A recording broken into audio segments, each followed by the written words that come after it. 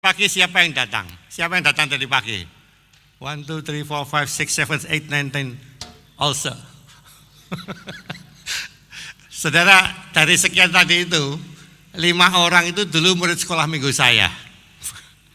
Murid sekolah minggu saya, jadi itu putu-putu saya. Saya kasih pesan ya, kasih pesan bapak-bapak, ibu-ibu. Sekali-sekali kalau anakmu ini misalnya sakit, kamu jangan berdoa, Tuhan tolong anakku. Bukan, engkau sudah serahkan sama Tuhan. Ini anakmu Tuhan. Klaim bahwa itu adalah anak Tuhan, milik Tuhan. Jadi jangan bilang, Tuhan tolong anakku, tolong. Bukan, saudara, bukan milikmu, milik Tuhan itu.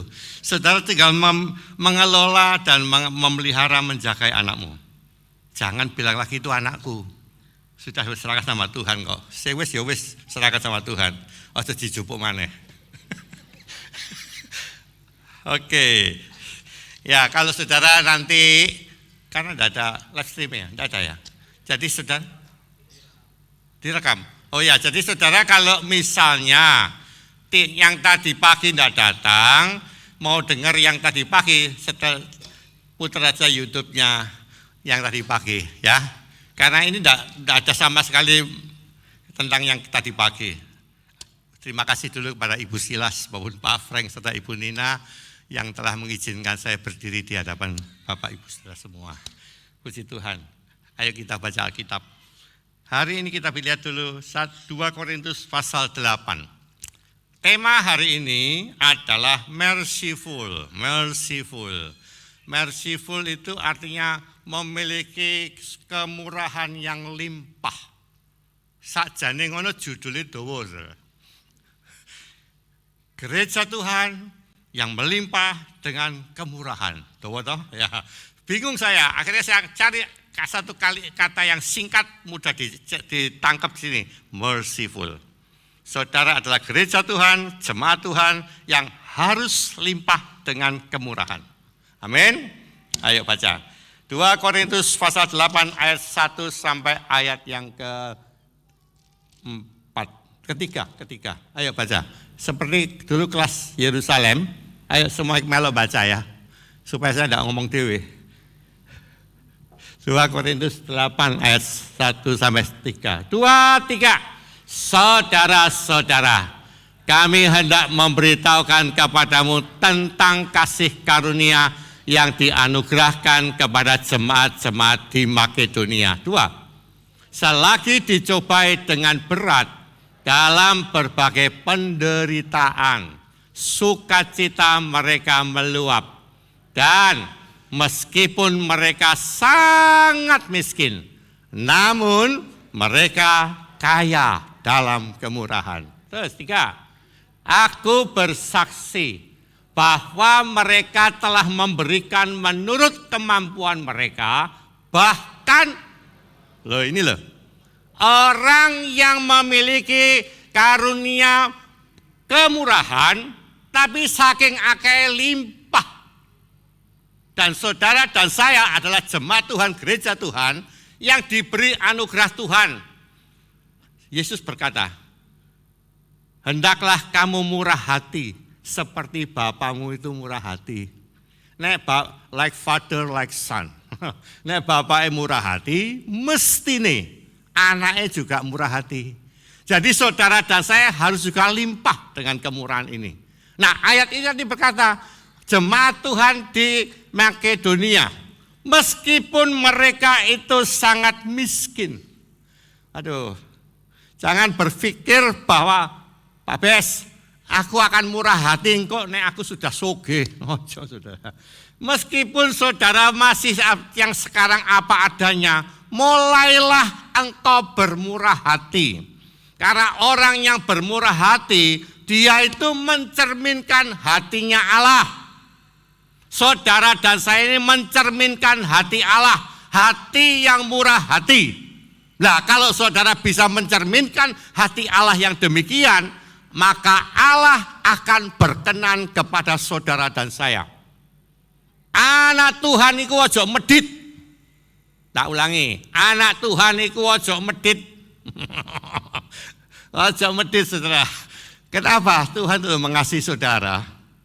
Tuhan itu ngasih kemurahan kebaikan itu tidak pakai syarat. Syarat kalau engkau mendapat kemurahan Allah. 1, engkau berbadan sehat. 2, engkau harus ini. Wah, tidak masuk saya. Tidak masuk. Tinggi harus sekian. Wah, tidak bisa saudara. Tapi Tuhan memberi kelimpahan itu begitu rupa. Sampai jemaat Makedonia, meskipun dia itu suatu jemaat yang miskin, tapi mereka dapat memberi dengan limpah. Dalam penderitaan enggak gerundel, enggak susah, enggak sedih, tapi dengan penderitaan itu tetap dapat memuliakan Allah. Nah ini loh saudara, contoh bagaimana saudara dan saya menjadi anak Tuhan yang dapat mensyukuri apa yang Tuhan berikan. Dan itu akan melimpah dari hatimu kepada semua orang yang engkau jumpai tiap hari. Nek saudara cuma kumpul pada wong Kristen itu saudara, itu gampang. Tapi justru kalau engkau ketemu banyak orang di luar sana dan engkau bisa mencerminkan hati Allah, engkau bisa mencerminkan hati Kristus, saya percaya saudara itu jadi berkat buat banyak orang. Dan orang-orang itu dapat ketemu Yesus lewat hidup saudara dan saya. Jadi saudara dan saya sebagai anak Tuhan, kita dipanggil untuk melimpahkan kemurahan kepada banyak orang. Nah firman Allah saudara sore hari ini bicara tentang seorang wanita. Gereja Tuhan itu digambarkan wanita. Ribka itu adalah gereja Tuhan, jemaat Tuhan saudara dan saya. Ribka ini saudara mau dipek mantu sama Abraham. Cuma Abraham ini tidak nyuruh si Eliezer, hamba kepercayaannya, untuk pergi ke tempat di mana dulu Abraham berasal. Sir, kamu Buddha loh, lu mau ke negeriku ya, kamu cari gadis di sana, jangan tempat lain, jangan di pasar, jangan cari dia di tempat di mana aku berasal. Baik Pak, pergilah Eliezer. Kalau sudah baca nanti Kejadian pasal 24, dan betul Allah itu menuntun setiap orang menurut apa yang diinginkan. Kalau saudara punya satu maksud yang tulus, punya satu kerinduan yang baik, untuk melakukan kehendak Tuhan. Kenapa saya bilang kehendak Tuhan? Karena nantinya keturunan dari Abraham lewat Ishak dan Ribka adalah keturunan-keturunan yang ada di dalam rencana Tuhan. Loh, tidak gampang saudara. Jarak dari Abraham tempat itu sampai ke tempat di mana Abraham berasal itu enggak jarak dekat. Tidak kayak dari sini ke Pasar Larangan, bukan. Dari sini ke Waru, bukan. Dari Sidoarjo kira-kira sampai ke Lampung, loh, perjalanannya itu. Dan bukan naik pesawat, bukan naik kereta api, bukan naik mobil. Pakai onta. Kelenu. Tidak tahu berapa tahun baru sampai. Tapi ketaatan dari Eliezer mencari seorang gadis untuk calon istri daripada Ishak, itu patut diancuki jempol. Dan benar Tuhan atur semua. Tadi pagi sudah saya sampaikan, saya tidak mau balik lagi. Sudah dilamar, gadis ini dilamar oleh si Eliezer untuk Ishak. Tadi pagi sudah saya katakan, waktu dilamar, gadis ini disebut calon mempelai Ishak, belum mempelai. Karena masih di situ. Nah, ketemu sama Ishak, wis rabi, lah itu baru dari mempelai. Tapi karena masih di rumah itu, dia itu masih calon mempelai. Dia sudah mendapat berkat emas, perak, pakaian yang indah-indah. Tadi pagi sudah saya jelaskan. Tak ada yang mau balenin. Nanti sudah dapat PR, lihat di YouTube. Hari ini terusnya. Sekarang pasal 24. Soal 24. Ayat yang ke-56 aja. 56 sampai ayat 58. Kejadian 24 ayat 56 sampai 58. Ayo baca sama saya ya. 2, 3. Tetapi jawabnya kepada mereka, janganlah tahan aku, sedang Tuhan telah membuat perjalananku berhasil. lepaslah aku supaya aku pulang kepada tuanku. 57. Kata mereka, baiklah kita panggil anak gadis itu dan menanyakannya kepadanya sendiri. 58. Lalu mereka memanggil Ribkah dan berkata kepadanya, maukah engkau pergi dengan orang ini? Yes. Saya mau katakan gini, saudara. Ini ajaib. Pagi ketemu Ribkah di sumur. Siang hari, sore dilamar. Dikasih emas, perak, pakaian. Ya, dilamar toh. Pagi-pagi dijak budal. Ayo, apa kita ada? Kira-kira gimana? Kira-kira gimana? Pernah enggak Pak Andika misalnya punya anak cewek, Pak Andika. Ya. Punya anak cewek ayu sak Surya Sidoarjo. Terus tahu-tahu ada utusan dari ibu kota Nusantara IKN, Tengah Alas Kalimantan. Tekolin Sidoarjo. Pak Andika enggak pernah kenal. Sapa jenengmu? Eliezer. Aku mau cari mantu anakmu. Anakmu tak pek mantu Pak Andika. Begitu Pak Andika, ya wis apa-apa wis, ya. Begitu dapat pesalin, peningset ya. Terus pamitan, ngejak mulih. Boleh enggak? Tak boleh Pak. Sopo ya? Bojo pacaran suaminya lho kayak apa? Ya sekarang ada WA, ada fotonya, ini fotonya kayak gini, Ishak tuh kayak gini. Ini loh Ishak fotonya ganteng, cakep, dhuwur, gede dhuwur. Ini enggak tahu. Ditanya Eliezer, kayak apa Ishak gitu.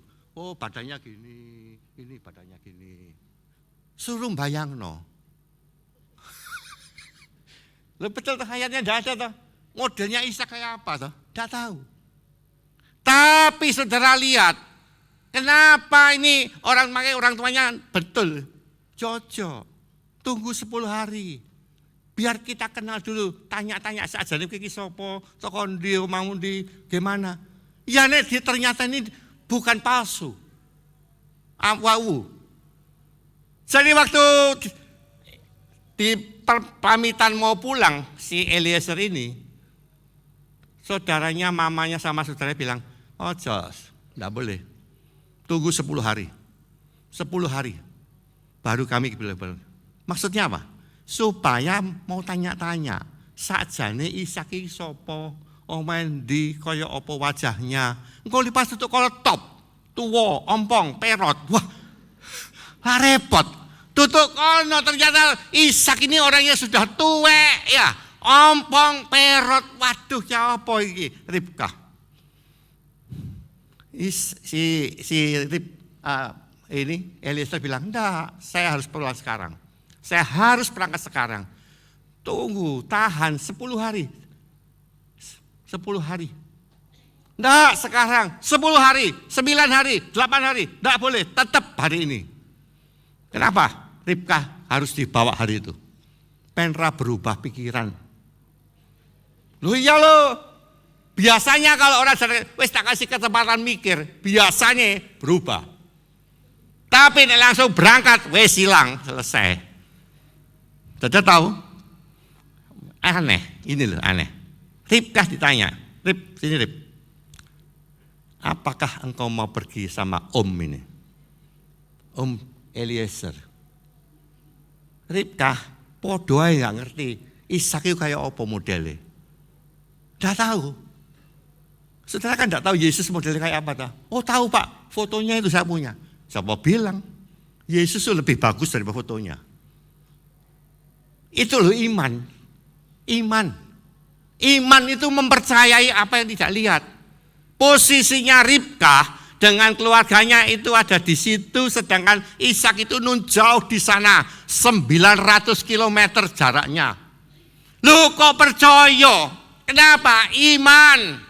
Saudara harus percaya kalau engkau menjadi calon mempelai Kristus, saudara harus percaya bahwa Yesus Kristus itu adalah mempelai yang pas dan cocok buat saudara. Nek saudara ragu-ragu tentang Yesus, bocai. Percuma. Tapi saudara harus yakin bahwa Yesus itu betul mengasihi aku dan aku mau pergi dengan orang ini. Eliezer, Roh Kudus.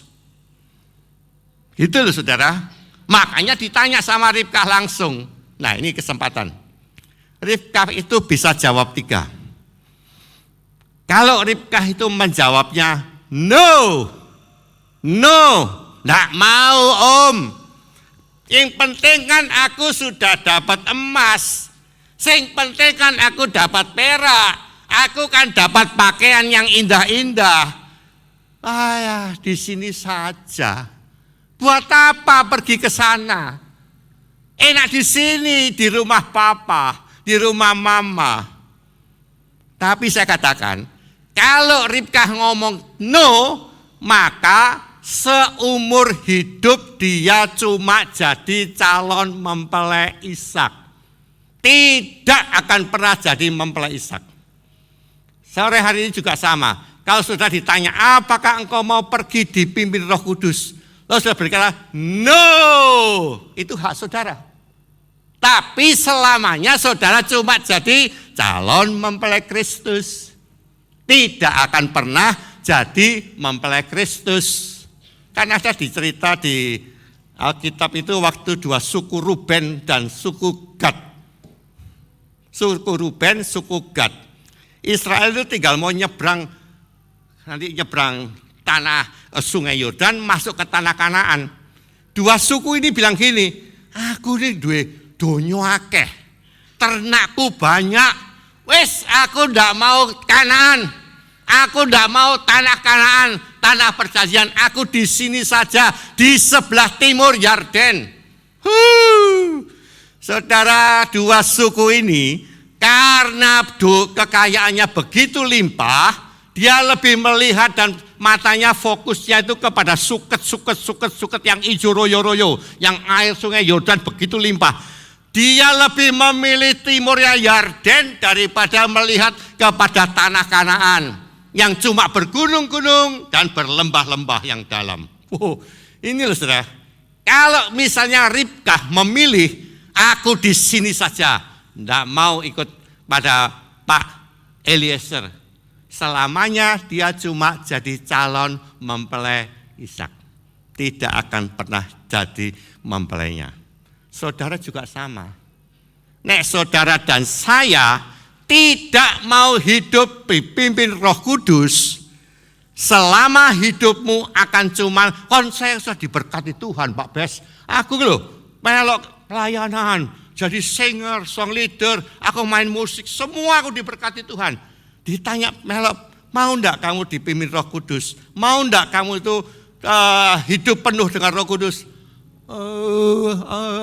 Enggak. Wes gini aja diberkati Tuhan kok. Ada apa? Repot-repot. Penuh Roh Kudus. Buat apa dipimpin Roh Kudus? Kan enak aku di sini, yang penting aku diberkati Tuhan. Saudara, gereja-gereja itu banyak yang juga begitu. Wong aku di sini loh sudah diberkati Tuhan. Pelayanan kita diberkati Tuhan. Ada apa? Gereja kok dipenuhi Roh Kudus. Tapi sore ini ada kabar baik. Jangan ngikuti apa yang diinginkan oleh manusia. Eliezer tanya sama Ribkah. Ribkah ditanya sama keluarganya. Apakah engkau mau pergi dengan Eliezer? Kalau dia jawab tidak, saya mau katakan seumur hidup dia cuma jadi calon mempelai Ishak. Tidak akan pernah jadi mempelai. Lah buat apa saudara jengkang-jengking melok kebaktian berminggu? Nanti nek Yesus datang cuma saudara domblong delok tok ora jadi mempelai Kristus. Rak sayang toh. Misalnya jawaban kedua. Apakah engkau mau pergi dipimpin oleh Eliezer? Lalu Ribkah ini ngomong gini, Om Eliezer jalan aja dulu. Nanti aku nyusul. Nyusul pakai apa? Nanti aku pakai kuda pacu. Supaya apa? Bisa nguber sama Eliezer. Saya mau katakan, Ribkah enggak tahu jalannya. Dia tidak tahu jalannya. Pastilah dia akan kesesat. Dan akhirnya cuma jadi mangsa ular nedung, serigala padang belantara, anjing-anjing padang belantara yang memangsa manusia. Termasuk kalau Ribkah tidak mau dipimpin oleh Eliezer, dia mau karpe dewe. Ojo ngurip karpe dewe. Nuruto karpe Gusti Allah, wis pasti aman. Kalau engkau hidup nurut apa kata firman, hidupmu itu adalah dalam pimpinan dan penjagaan pemeliharaan Tuhan. Apa saja yang terjadi dalam hidupmu, semua ada dalam pengawasan Tuhan. Jadi jawaban kedua daripada Ribkah, nanti aja om, tak pikir-pikir om jalan dulu aja, nanti saya nyusul. Bocai, percuma. Tidak akan sampai, tidak percaya saya, tidak akan sampai. Misalnya meskipun Pak Heru dari Kalimantan, Pak Heru nyusul lagi pergi mana IKN, mungkin gak tutup gone. Padahal dulu 10 tahun, 20 tahun di Kalimantan. Itu loh saudara. Apalagi jalan menuju ke tempat Ishak berada. Susah. Lewat padang gurun, naik gunung, turun gunung. Tapi puji Tuhan. Jawaban Ribkah, ayat 58 saya ulangi. Lalu mereka memanggil Ribkah dan berkata kepadanya, maukah engkau pergi dengan orang ini? Jawabnya apa? Yes. Tegas. Mau. Ayat 61. Maka berkemaslah Ribkah beserta hamba-hambanya perempuan dan mereka naik unta mengikuti orang itu, mengikuti Eliezer. Saudara tahu? Ini bukan satu cerita yang sebentar. Yes, langsung langsung tutup ngarepe Abraham. Enggak, saudara. Enggak. Ini tuh satu perjalanan perjalanan panjang. Long life journey. Bayangno, Ribkah biasa di tempat yang nyaman, sekarang harus naik onta, gleduk. Jalan bersama-sama, nurut apa rute yang diminta diatur sama Eliezer ini. Panas di luar, di situ kering, ada apa-apa, gersang. Lalu dia merasa boring, bosen. Saudara jadi orang Kristen bisa boring enggak? Bosen enggak? Bisa. Oh saya pernah kok. Saya jangan bojo bilang, enggak pernah. Sopo kondo. Nah, pastoral board, pernah bosen enggak dari pastoral board? Jujur, ayo katakan jujur, jujur. Ayo Pak Farwin, pernah enggak jadi pastoral board itu merasa bosen? Pernah enggak? Pernah enggak? Jujur. Tamu kan. Saya katakan ya saudara, jadi wong Kristen itu bisa bosen. Terang. Makanya kan lagu lama bilang apa? Saya lelah berjalan dalam dunia yang fana. Saya ingin bertemu dengan dia. Nek saudara cuma lihat padang gurun yang panas, yang gersang, bosen saudara. Jadi anak Tuhan, gak boleh Pak pergi diskotik, gersang maneh. Tak boleh Pak ngerokok kebal-kebul, boring lagi. Ya toh? Ya Pak ya? Jujur ya? Jadi istri pendeta, bosen gak? Jujur gak Fen? Jujur. Orang Tuhan itu mengasihi orang jujur. Tapi waktu rasanya itu si Ribkah merasa bosen. Itu loh, Roh Kudus itu roh penghibur. Roh Kudus itu kenapa disebut roh penghibur? Penghibur yaitu Roh Kudus yang akan menolong engkau. Makanya kenapa wong Kristen itu kudu penuh Roh Kudus. Supaya waktu saudara bosen, aduh Tuhan, rumah tanggaku kayak gini, Tuhan susah, sumpek, letih, lesu loyo. Disitulah Roh Kudus berperan untuk menopang saudara, memberi penghiburan dan kekuatan. Sehingga waktu Ribka ini mulai merasa bosan, jemu, boring mengikut perjalanan dari Eliezer, mulailah Eliezer mengambil peran. Dia mulai bicara, mulai ngomong, menghibur, menguatkan kepada Eliezer ini. Lah saudara, kalau tidak hidup dipimpin Roh Kudus, sopo katanya menghibur saudara? Sopo? Pelawak?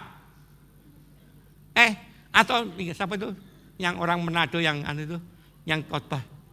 Mongol, panggil Mongol om.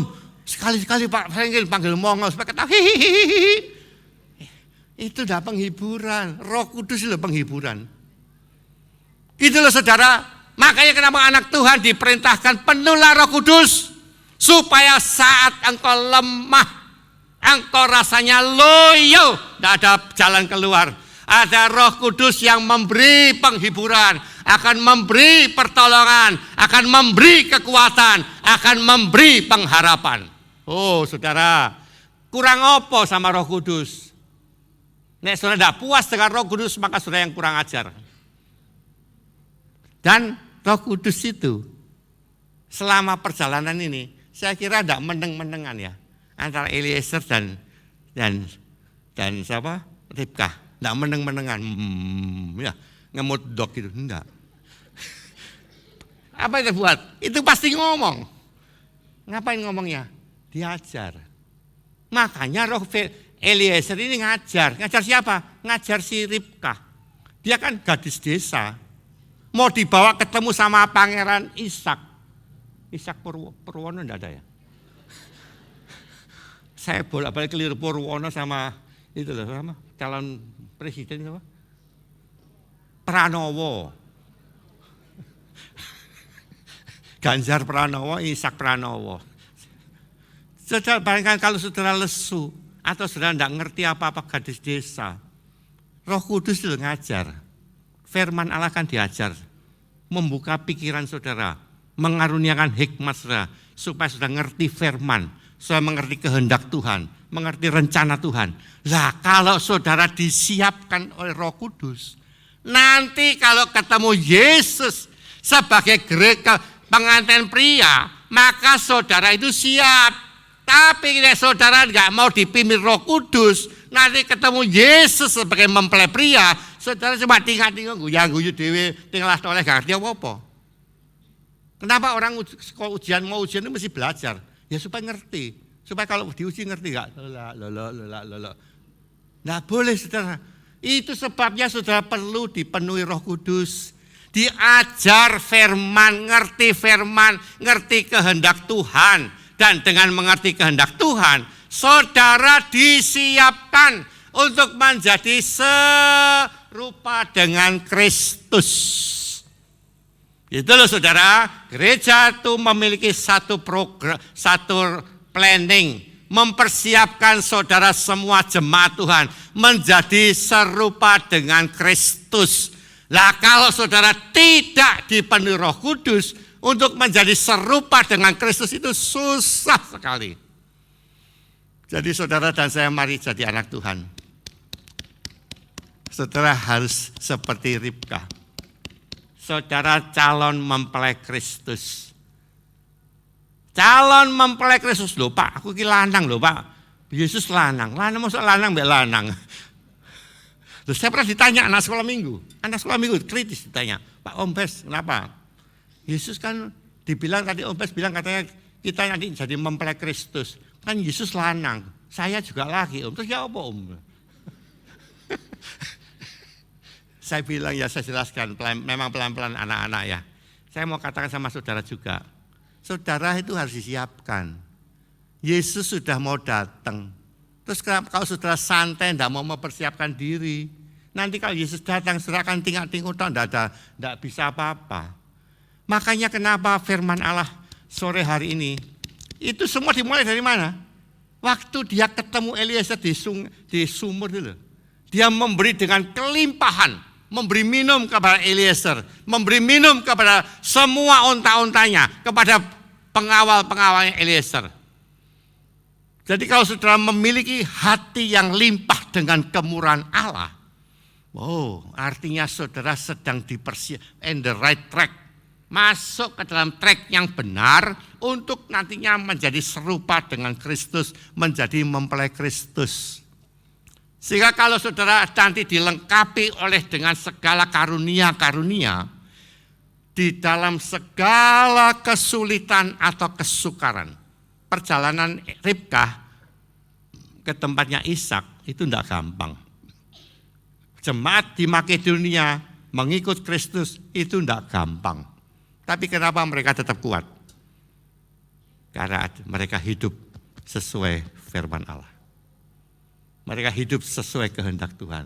Nah, kalau saudara hidup sesuai dengan kehendak Tuhan, apapun yang terjadi, saudara akan terus melangkah nderek Gusti, ngikut Yesus. Sehingga sampai sekali waktu kita akan sampai ketemu dengan Yesus. Saudara kalau baca ending daripada pasal 24 ini, saudara, waktu dari jauh, ayat 63. 63, Kejadian 24 ayat 63. Menjelang senja, Ishak sedang keluar berjalan-jalan di padang. Ia melayangkan pandangannya dan dilihatnya ada unta-unta datang. Ribkah juga melayangkan pandangnya dan ketika dilihatnya Ishak, turunlah dia dari untanya. Oh, dua pasang mata ketemu. Tadi tidak tanya sama Eliezer, Pak Sir, itu Ishak itu ganteng apa elek? Ganteng di BOK. Tidak pernah. Dia percaya Ishak pasti ganteng. Saudara juga harus percaya Yesus pasti ganteng. Ganteng mana Pak Rahmat? Oh pasti ganteng Tuhan Yesus. Ganteng mana sama Pak Frank? Pasti ganteng Tuhan Yesus.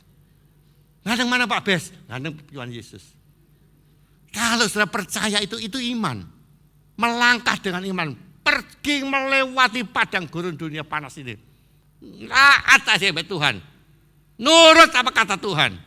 Saudara akan ketemu. Maka ia melayangkan pandangnya dari jauh. Oh haleluya. Dua pasang mata ketemu di udara. Ada pertemuan di udara. Pertemuan yang manis. Saya rindu ketemu di sana, jauh di udara. Nyanyian yang didengar adalah kegirangan. Padang belantara itu gerang, gersang, kering, susah. Tapi kalau sudah pandang jauh ke sana, di awan-awan ketemu Yesus. Jadi saudara harus tetap kuat. Tetap kuat mengiring Yesus. Kalau engkau tetap kuat mengiring Yesus, apapun terjadi, saudara akan berjumpa dengan Yesus. Makanya dilengkapi. Roh Kudus menyertai saudara. Saudara diberi kekayaan, harta benda yang disediakan Roh Kudus. Supaya apa? Saudara itu tetap kuat dan sukacita. Melok Tuhan, ikut Tuhan itu kalau tidak punya sukacita tuh saudara, gampang loyo. Anak Tuhan itu kalau tidak punya sukacita di dalam mengiring Tuhan, gampang loyo.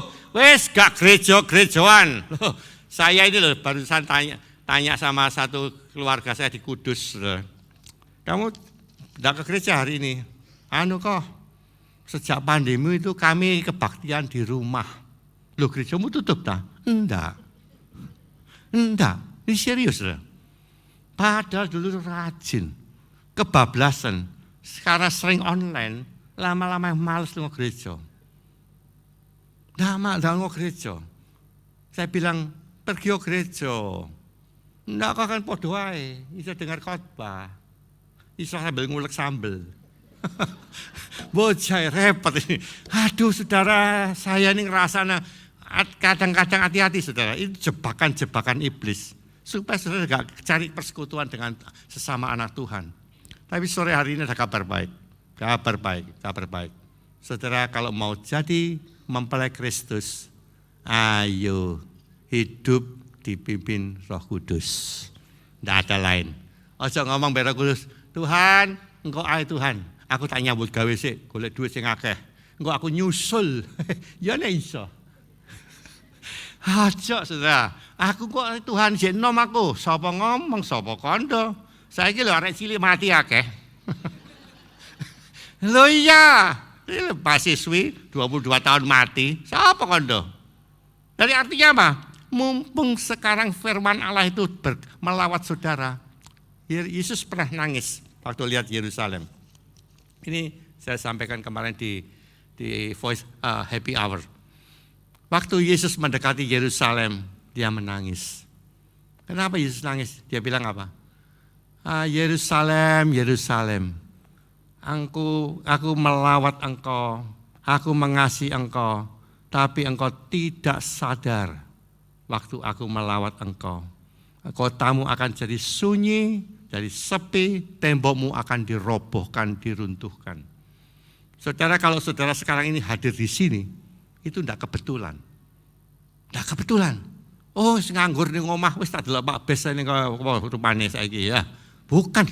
Saudara kalau datang kebaktian sore ini dan dengar firman, itu Tuhan sedang melawat saudara. Nek saudara dilawat Tuhan, saudara tidak meresponi positif, engkau saudara akan jadi seperti Yerusalem. Atau kehidupanmu akan runtuh, bagaikan tembok roboh. Tidak ada satu batu terletak di atasnya.